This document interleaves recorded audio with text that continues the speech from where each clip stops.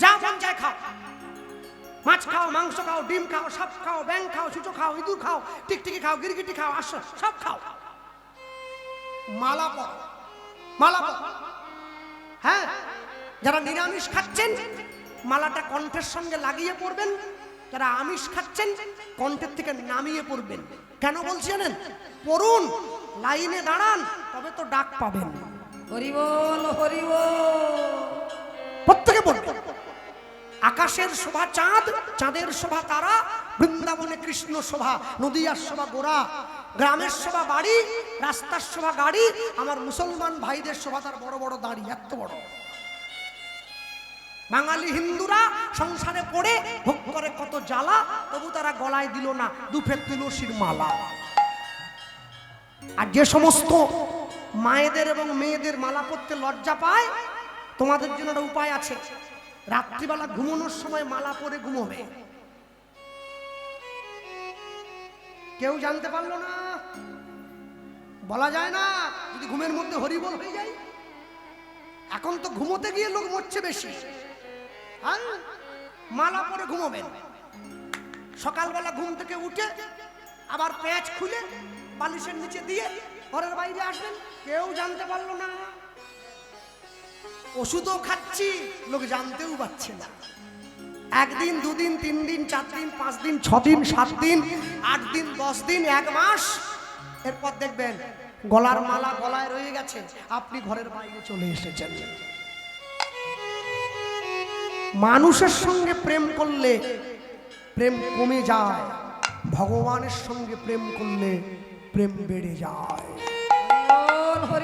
ভগবানের সঙ্গে সম্পর্ক করবেন, মানুষের সঙ্গে সম্পর্ক করলে দুঃখ ছাড়া, ব্যথা ছাড়া আর কিচ্ছু পাবেন না। ভগবানের সঙ্গে সম্পর্ক করলে শেষের দিনে ভগবান আপনার পাশে এসে দাঁড়াবে। হ্যাঁ, তাই জন্য সব সময়ের জন্য মনে রাখবেন, যারা বসে আছেন, দাঁড়িয়ে আছেন, আমার কণ্ঠস্বর যতদূর পর্যন্ত যাচ্ছে আমি সবাইকেই বললাম, প্রত্যেকে আপনারা যে মাটিতেই জন্ম নেন, যে ঘরেই জন্ম নেন, ধনী হন চাই গরিব হন, একটা কথাই মনে রাখবেন, আমি সনাতনী, এটাই আমার পরিচয়। আমি সনাতনী, এটাই আমার পরিচয়, আর আমার কোনো পরিচয় নেই। তারপরে ভাগ হবে ব্রাহ্মণ, ক্ষত্রিয়, বৈশ্য, শূদ্র, হাড়ি, মুচি, মেথরডম সব পরে ভাবা যাবে। আগে বিবেকানন্দ বলেছিলেন, গর্ব করে বলবে আমি হিন্দু। গর্ব করে বলবে, ভয় পেয়ে নয়, মুখ লুকিয়ে নয়, গর্ব করে বলবে। আর সবথেকে বড় আশ্চর্য হলো, অপরের ধর্মকে সম্মান করবে, নিজের ধর্মকেও সম্মান করবে। হিন্দু মানে এই নয় অপরকে নিন্দা করবে, তা নয়। আমাদের ধর্ম শিক্ষা দেয় না, আমরা সবাইকে সম্মান করি। আমি এই জন্য কথাটা বললাম, যারা বসে আছেন এই জায়গায় সমস্ত ক্ষেত্রে জানবেন।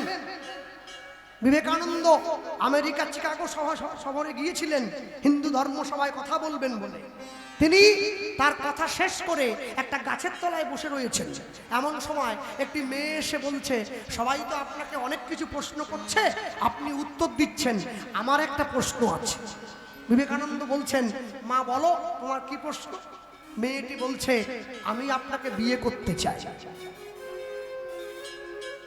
যেই মেয়েটি বলছে আমি আপনাকে বিয়ে করতে চাই, বিবেকানন্দ বললেন, মা তুমি আমার দিকে তাকিয়ে দেখো, আমি তো সন্ন্যাসী, আমি তো সাধু, গেরুয়া পোশাক পরেছি, ডোর কৌপিন বহির্বাস পরেছি, পায়ে খড়ম পরেছি, আমি তো বিয়ে করতে পারবো না, আমার ব্রহ্মচর্য নষ্ট হয়ে যাবে।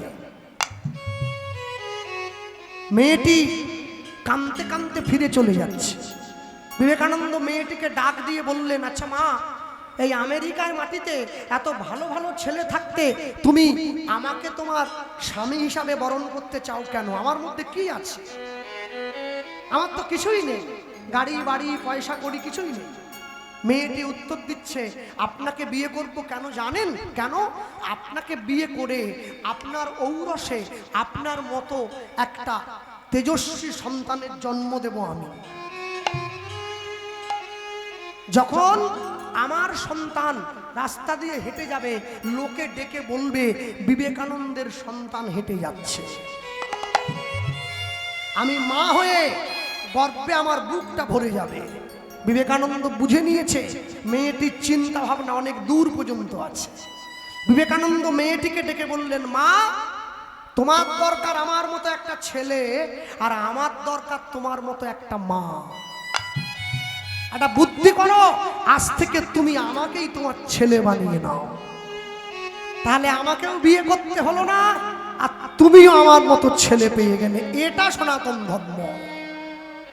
মাকে মাদার আর্থারের নোবেল ভগ্নী নিবেদিতা, ছেলেকে বিবেকানন্দ, নরেন্দ্রনাথ দত্ত।